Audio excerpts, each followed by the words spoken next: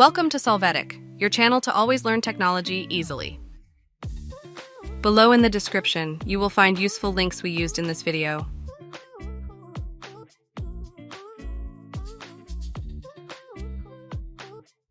Today in Solvetic, we will see how to upload status on WhatsApp Web. We start by opening WhatsApp Web. Next, we click on the top icon under the name of states. Next, we will click on the plus button to share a new status. Then we will choose what type of content we want for our state.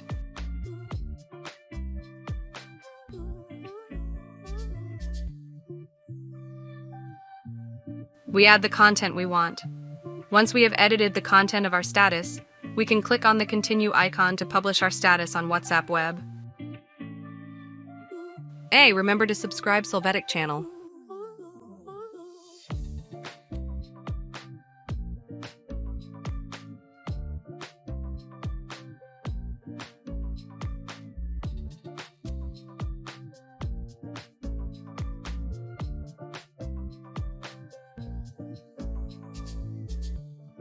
We hope it has been helpful for you.